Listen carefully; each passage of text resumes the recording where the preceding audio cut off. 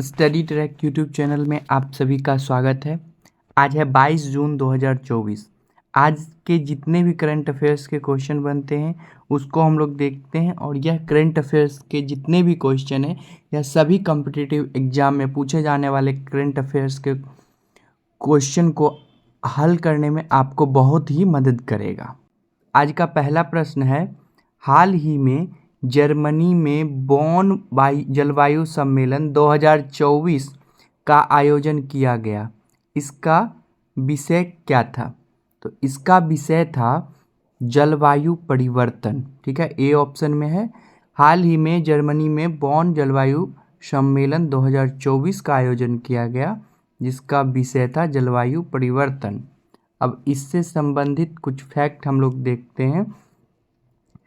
हाल ही में जर्मनी के बॉन में यह मध्य वार्षिक जलवायु चर्चा समिति का आयोजन किया गया, जिससे इस वर्ष के अंत में अजरबैजान के बाकू में जो COP29 शिखर सम्मेलन आयोजित होगा उसके लिए यह एक रास्ता तय करता। और अब हम समझते हैं COP29 क्या है। COP29 है conference of the parties of UNFCCC। COP29 UNFCCC का होता है full form United Nations climate change conference, और यह 2024 में अजरबैजान में आयोजित होने जा रहा है। लगभग नवंबर दिसंबर में यह इस साल के अंत में आयोजित होगा। अब यह चुनौतीपूर्ण क्यों रहा, इसके बारे में समझते हैं हम लोग। पिछले साल जो COP28 पेरिस में आयोजित किया गया, उसमें अनुच्छेद 6.2 और 6.4 के अंतर्गत कार्बन बाजारों के लिए जो दिशा निर्देश स्थापित करना था विश्व के अन्य देशों के साथ, उसमें उन सभी से समझौता नहीं हो पाया। और अभी हाल ही में होने वाले नवंबर दिसंबर में इस साल के अंत तक होने वाले COP29 के लिए जलवायु परिवर्तन को विषय बनाते हुए जर्मनी में एक सम्मेलन का आयोजित किया गया, जिसमें यह समस्या कार्बन बाजारों के लिए जो समस्या है वह फिर से वहाँ सुलझ नहीं पाया, जिस कारण अभी आने वाला जो COP29 सम्मेलन है उसके लिए फिर से यह चुनौतीपूर्ण बन गया है। अब अगले प्रश्न को देखते हैं। अगला प्रश्न है, हाल ही में किसने विपणन सीजन 2024-25 के लिए सभी अनिवार्य खड़ी फसलों के लिए न्यूनतम समर्थन मूल्य MSP में वृद्धि को मंजूरी दे दी है? तो इसके लिए मंजूरी केंद्रीय मंत्रिमंडल ने दे दी है। भारत के केंद्रीय मंत्रिमंडल ने MSP के लिए खड़ी फसलों की मंजूरी दे दी है, MSP में वृद्धि के लिए। इससे जुड़े फैक्ट देख लेते हैं। इससे जुड़ा हुआ फैक्ट है कि आर्थिक मामलों की केंद्रीय मंत्रिमंडल समिति CCEA ने 19 जून 2024 को प्रधानमंत्री नरेंद्र मोदी की अध्यक्षता में हुई बैठक में 2024-25 के लिए खड़ी फसलों के लिए MSP को मंजूरी मिला। भारत में कृषि विपणन जुलाई से जून तक के लिए होता है। अब न्यूनतम समर्थन मूल्य क्या है, इसको समझते हैं। यह वह दर है जिस पर सरकार किसानों से फसल खरीदती है और किसानों की उत्पादन लागत के कम से कम 1.5 गुना अधिक यह मूल्य होती है। न्यूनतम समर्थन मूल्य किसी भी फसल के लिए वह न्यूनतम मूल्य है जिसे सरकार किसानों के लिए लाभकारी मानती है, और इसलिए इसके माध्यम से किसानों का समर्थन करती है, जिससे किसानों के पैदावार का उसे उचित मूल्य मिल सके। अब अगले प्रश्न को देखते हैं। अगला प्रश्न है, हाल ही में किस देश के वैज्ञानिकों ने सौर घूर्णन का नया पैटर्न खोजा है? तो हाल ही में चीन के वैज्ञानिकों ने सौर मंडल का नया पैटर्न खोजा है। इससे संबंधित फैक्ट देखते हैं।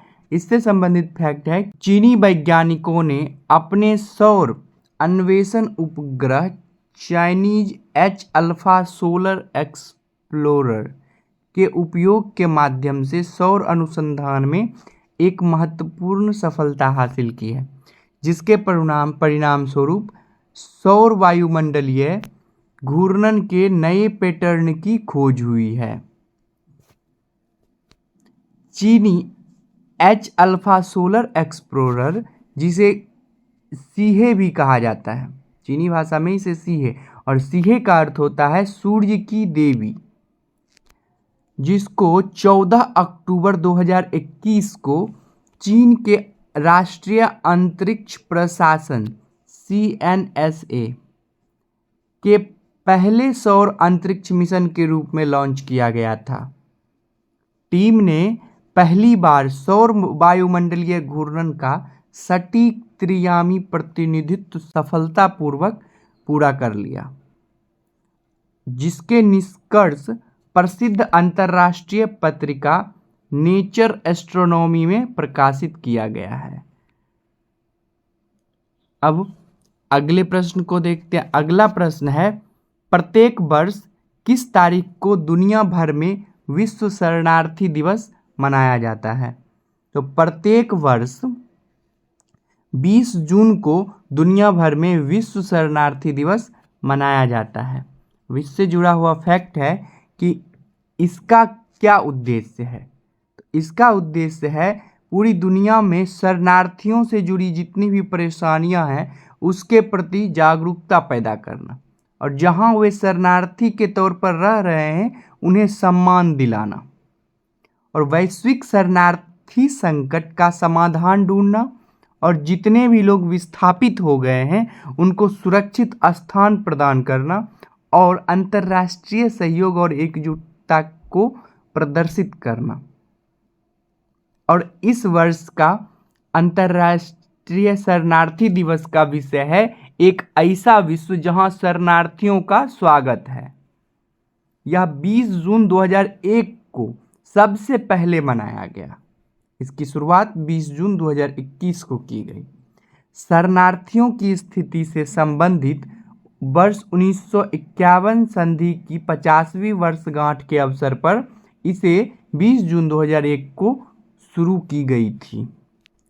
अब अगले प्रश्न को देख लेते हैं। अगला प्रश्न है, हाल ही में जारी एक रिपोर्ट के अनुसार कौन सा शहर प्रवासियों के लिए भारत का सबसे महंगा शहर बन गया है? इसका उत्तर हो जाएगा ए, मुंबई। मुंबई प्रवासियों के लिए भारत का सबसे महंगा शहर बन गया है। इससे जुड़े फैक्ट देख लेते हैं। इससे जुड़ा हुआ फैक्ट है, कॉस्ट ऑफ लिविंग रैंकिंग 2024 में मर्सर नाम की एक संस्था है जिसने 2024 में कॉस्ट ऑफ लिविंग सर्वे के आधार पर एक रिपोर्ट तैयार किया। इस लिस्ट में मुंबई देश का सबसे महंगा शहर बन गया है।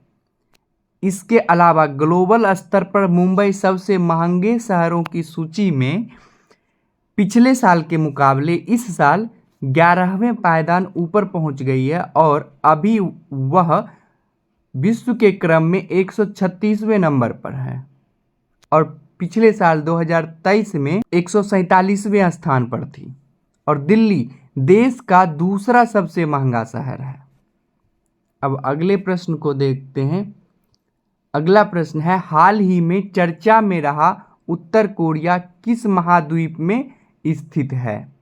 तो हाल ही में चर्चा में रहा उत्तर कोरिया एशिया महाद्वीप में स्थित है। अब हम लोग समझते हैं कि उत्तर कोरिया हाल ही में क्यों चर्चा में रहा है।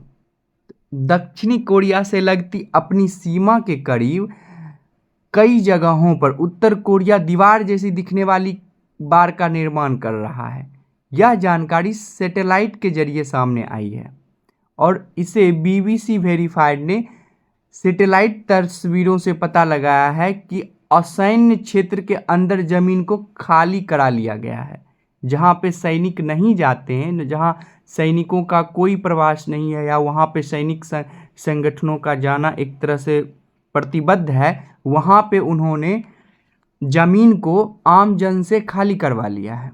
इसे लेकर जानकारों का यह मानना है कि दक्षिण कोरिया के साथ लंबे समय तक चले आ रहे युद्ध विराम समझौते का उत्तर कोरिया उल्लंघन कर सकता है और डीमिलिटराइज्ड जोन अर्थात असैन्य क्षेत्र उत्तर कोरिया और दक्षिण कोरिया के बीच 4 किलोमीटर का बफर जोन है।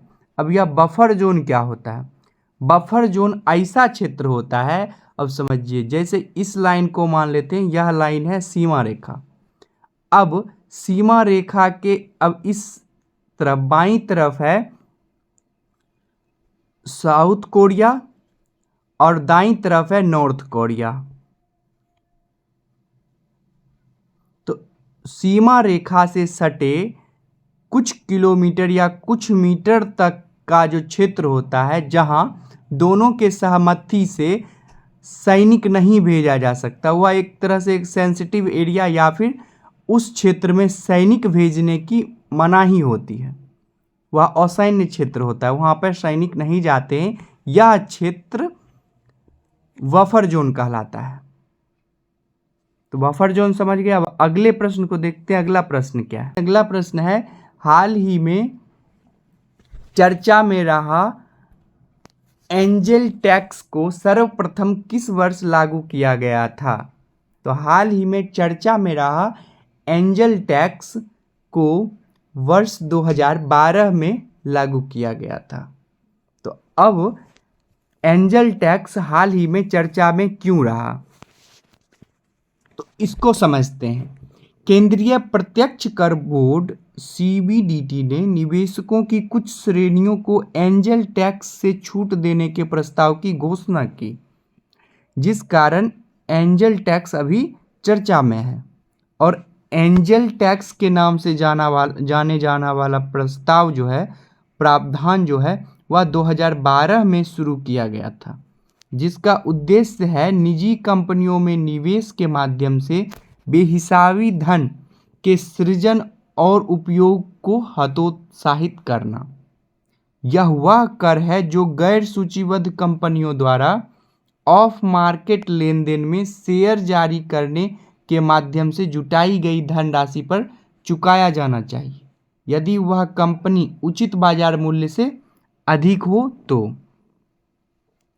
अब उचित बाजार मूल्य क्या होता है? किसी परिसंपत्ति का वह मूल्य जब क्रेता और विक्रेता, क्रेता यानी जो खरीदता है, विक्रेता जो बेचता है, उसके बारे में उचित जानकारी होता है और वे बिना किसी दबाव के व्यापार करने के लिए तैयार होते हैं, तब उसे उचित बाजार मूल्य कहा जाता है। अब अगले प्रश्न को देखते हैं। अगला प्रश्न है, हाल ही में किस संस्था ने हरित एजुकेशन पार्टनरशिप के तहत 2 नवीन tool greening curriculum guidance GCG और green school quality standards GSQS launch किए हैं? तो अब इसका उत्तर हो जाएगा कि यूनेस्को ने ग्रीनिंग करिकुलम गाइडेंस और स्कूल क्वालिटी स्टैंडर्ड लॉन्च किए हैं। इससे जुड़े फैक्ट देख लेते हैं। इससे जुड़े हुए फैक्ट हैं कि यह हाल ही में क्यों चर्चा में है, क्योंकि यह ग्रीन करिकुलम और ग्रीन स्कूल क्वालिटी, 2 तरह के ग्रीन या हरित एजुकेशन पार्टनरशिप के तहत 2 यह टूल अपना लॉन्च किए हैं यूनेस्को ने। अब ग्रीनिंग एजुकेशन पार्टनरशिप यह एक वैश्विक पहल है जिसमें 80 देश शामिल है विश्व के, जो शिक्षा की महत्वपूर्ण भूमिका का उपयोग करके जलवायु संकट से निपटने के लिए देशों का समर्थन करते हैं और यह संपूर्ण प्रणालीगत दृष्टिकोण को अपनाते हैं। अब हम लोग समझने का प्रयास करेंगे कि ग्रीन करिकुलम गाइडेंस, इसका क्या उद्देश्य है, इसका क्षेत्र क्या है और यह क्यों लागू किया गया, और उसके बाद जानेंगे ग्रीन स्कूल क्वालिटी स्टैंडर्ड क्या है। तो ग्रीन ग्रीनिंग करिकुलम गाइडेंस, इसका उद्देश्य है जलवायु शिक्षा की एक सामान्य समझ प्रत्येक व्यक्तियों के बीच स्थापित करना, खास करके युवाओं के बीच। इसका क्षेत्र है यह रेखांकन करना कि देश किस प्रकार पर्यावरण विषयों को पाठ्यक्रम में एकीकृत कर रहा है, और यह 5 वर्ष से लेकर 18 से अधिक वर्ष तक के आयु के लिए विस्तृत शिक्षण परिणाम को प्रदान करता है। और इसकी शिक्षण की विधियां हैं सक्रिय शिक्षण और व्यवहारिक गतिविधियों पर यह जोर देने के लिए अपनी शिक्षा नीतियों को आवश्यक मानता है। अब हम लोग ग्रीन स्कूल क्वालिटी स्टैंडर्ड को समझते हैं। इसका उद्देश्य है एक क्रिया उन्मुख दृष्टिकोण के साथ ग्रीन स्कूल बनाने के लिए न्यूनतम आवश्यकताओं को निर्धारित करना और स्थायी प्रबंध की देखरेख हेतु छात्रों, शिक्षकों, अभिभावकों सहित ग्रीन गवर्नेंस समितियों की स्थापना की सिफारिश करना। शिक्षण प्रशिक्षण, पर्यावरण संबंधी मुद्दों पर शिक्षक के लिए व्यापक प्रशिक्षण की यह मांग करता है और स्कूलों के भीतर ऊर्जा, जल, भोजन और अपशिष्ट के ऑडिट आयोजित करने के संबंध में समर्थन करता है यह। और स्थानीय स्तर पर पर्यावरण संबंधी मुद्दों को संबोधित करने में छात्रों की मदद करने के लिए व्यापक समुदाय के साथ मजबूत संबंधों को प्रोत्साहित करता है। ग्रीन स्कूल क्वालिटी स्टैंडर्ड, अगर हम लोग संक्षेप में यह समझना चाहें तो यह दोनों टूल्स को जिसे अभी प्रस्तावित किया गया, यह दोनों टूल्स पर्यावरण के लिए बहुत ही आवश्यक हैं। अब अगले प्रश्न को देखते हैं। अगला प्रश्न है, निम्नलिखित में कहाँ 10वां अंतर्राष्ट्रीय योग दिवस 2024 आयोजित किया जाएगा? तो अभी हाल ही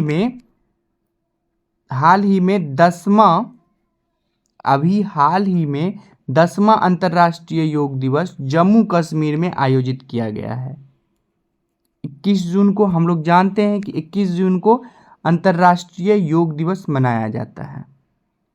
जम्मू कश्मीर के श्रीनगर में 10वें अंतर्राष्ट्रीय योग दिवस को प्रधानमंत्री नरेंद्र मोदी द्वारा मनाया गया।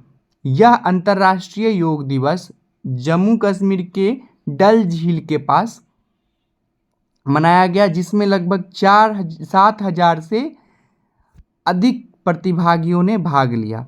इस वर्ष के योग की थीम है, इसे आप जरूर याद रख लेंगे, यह बहुत ही इम्पोर्टेंट है कि इस वर्ष के अंतर्राष्ट्रीय योग दिवस का थीम है स्वयं और समाज के लिए योग। अब अगले प्रश्न को देखते हैं। अगला प्रश्न है, किस राज्य में गिद्धों की एशियन किंग प्रजाति के लिए दुनिया का पहला संरक्षण और प्रजनन केंद्र स्थापित किया गया है? तो यह उत्तर प्रदेश में स्थापित किया गया है। अभी फोटो में देख पा रहे हैं, यही है एशियन किंग प्रजाति का गिद्ध। यह अभी अपने विनाश के कगार पर है। अब इससे संबंधित फैक्ट देखते हैं कि हाल ही में उत्तर प्रदेश के महाराजगंज जिले में एशियाई राज गिद्धों के लिए दुनिया का पहला संरक्षण और प्रजनन केंद्र स्थापित किया गया है। इस सुविधा का उद्देश्य एशियाई राज गिद्धों की जनसंख्या में सुधार लाना और 2007 से अंतर्राष्ट्रीय प्रकृति संरक्षण संघ की लाल सूची में गंभीर रूप से संकटग्रस्त के रूप में सूचीबद्ध किया गया है। एशियाई राज गिद्ध जो है 2007 से रेड लिस्ट किया गया है अंतर्राष्ट्रीय प्रकृति संरक्षण संघ की सूची में। केंद्र का नाम जटायु संरक्षण एवं प्रजनन केंद्र रखा गया। महाराजगंज जिले में जो केंद्र स्थापित हुआ है उस केंद्र का नाम है जटायु संरक्षण एवं प्रजनन केंद्र, इसको याद रख लेंगे। और यहाँ से गिद्धों की 24 घंटे निगरानी की जा रही है। एशियाई राजगिद्ध, जिन्हें लाल सिर वाला गिद्ध भी कहा जाता है, अभी पीछे ही प्रश्न में हमने लाल सिर वाला गिद्ध दिखाया उसे ही एशियाई राजगिद्ध कहा जाता है। यह अपने आवासों के नष्ट होने, घरेलू पशुओं में डाइक्लोफेनाक एक गैर स्टेरॉइड सूजन रोधी दवा है जिसके अत्यधिक प्रयोग के कारण यह गंभीर रूप से संकटग्रस्त है और यह जो दवा है यह गिद्धों के लिए बहुत अधिक विषैला है जिससे उनका विकास नहीं हो पाता, उनकी संख्या में कमी आ गई है, जिस कारण उनकी जनसंख्या में भी सुधार हो और वह स्वस्थ भी रहें। इसके लिए दुनिया का सबसे पहला संरक्षण और प्रजनन केंद्र स्थापित किया गया है। अब अगले प्रश्न को देखते हैं। अगला प्रश्न है, हाल ही में कौन सा देश समलैंगिक विवाह को मंजूरी देने वाला एशिया का तीसरा देश बना है?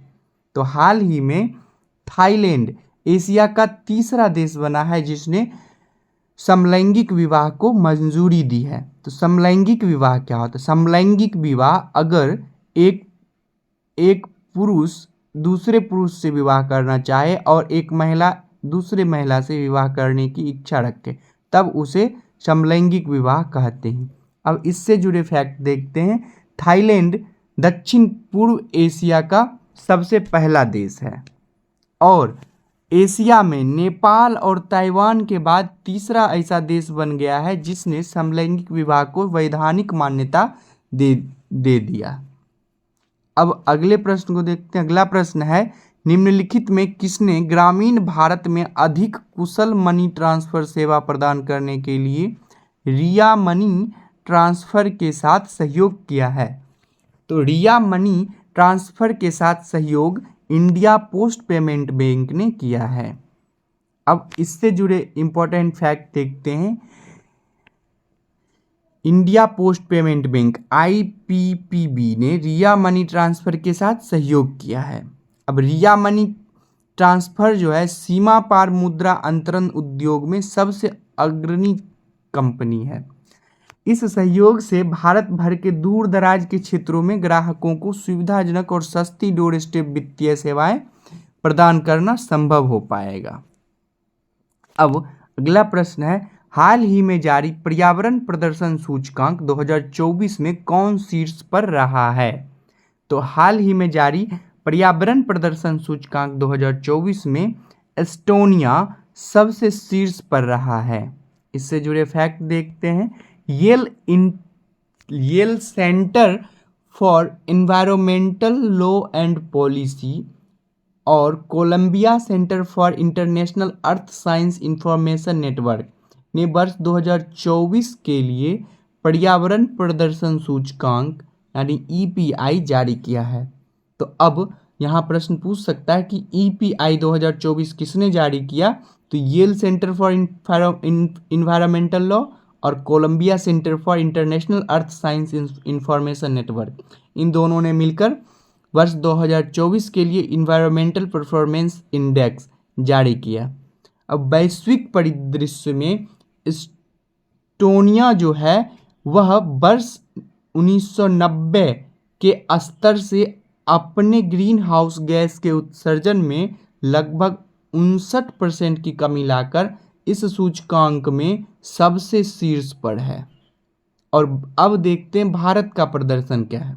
भारत अपने 27.6 अंकों के साथ 180 देशों की सूची में 176वें स्थान पर है। भारत की इतनी बदतर स्थिति है। अब पाकिस्तान, वियतनाम, लाओस और म्यांमार से केवल भारत ऊपर है। अब इस लिस्ट में देखते हैं विश्व में कौन कौन सा देश आते हैं। सबसे पहला पे है एस्टोनिया जिसका स्कोर है 75.3। उसके बाद है ल्यूक्सेमबर्ग जिसका स्कोर है 75। इसी तरह से आगे आप देख लीजिए, जर्मनी है, फिनलैंड है, यूनाइटेड किंगडम है, स्वीडन है, नॉर्वे है, ऑस्ट्रिया है, स्विट्जरलैंड है, डेनमार्क है। अब एशिया में जितने भी देश हैं लगभग उसका जो लिस्ट निकाला गया है वह है 175 रैंक पर है इंडिया, 177 पे म्यांमार, लाओस 178, 179 पाकिस्तान, 180 वियतनाम। इन सभी देशों में भारत 176वें स्थान पर है। यह हम लोगों के लिए इम्पोर्टेंट है, क्वेश्चन पूछा जा सकता है कि पहले स्थान पर विश्व में कौन है, इसको याद रख लेंगे। और भारत विश्व में कितने स्थान पर है, तो भारत विश्व में 176वें स्थान पर है। अब अगले प्रश्न को देखते हैं। अगला प्रश्न है, हाल ही में किस उच्च न्यायालय ने सरकार को राज्य के सार्वजनिक रोजगार पदों पर ट्रांसजेंडर व्यक्तियों के लिए 1% के आरक्षण लागू करने का निर्देश दिया है? तो कलकत्ता उच्च न्यायालय ने राज्य के ट्रांसजेंडर व्यक्तियों के लिए 1% आरक्षण लागू करने का निर्देश दिया है। इससे संबंधित फैक्ट देखते हैं कि कलकत्ता उच्च न्यायालय ने सार्वजनिक नौकरियों में ट्रांसजेंडर व्यक्तियों के लिए 1% आरक्षण का आदेश दिया, क्योंकि रोजगार में समान व्यवहार वकालत करने वाली नीति के बावजूद इस समुदाय के लिए मौजूद कोटा का अभाव है। और यह क्यों किया गया, तो हाल ही में उच्च न्यायालय ने यह आदेश इसलिए दिया क्योंकि एक ट्रांसजेंडर व्यक्ति ने याचिका दिया जिसने शिक्षक पात्रता परीक्षा 2014 भी पास कर ली और उसने 2022 भी पास कर ली, लेकिन उसे काउंसलिंग या साक्षात्कार के लिए नहीं बुलाया गया। उसके बाद उसने एक याचिका दायर की उच्च न्यायालय में, जिसके बाद यह आदेश आया कि सार्वजनिक नौकरियों में ट्रांसजेंडर व्यक्तियों के लिए 1% आरक्षण दिया जाए। आज यहीं पे हम लोगों का करंट अफेयर्स का सभी प्रश्न सॉल्व होता। सभी प्रश्न का PDF प्राप्त करने के लिए आप डिस्क्रिप्शन में दिए गए टेलीग्राम लिंक से टेलीग्राम चैनल स्टडी ट्रैक नाम के टेलीग्राम चैनल से आप वहां जाकर इस सभी क्वेश्चन का आंसर की और क्वेश्चन का PDF प्राप्त कर सकते हैं। धन्यवाद।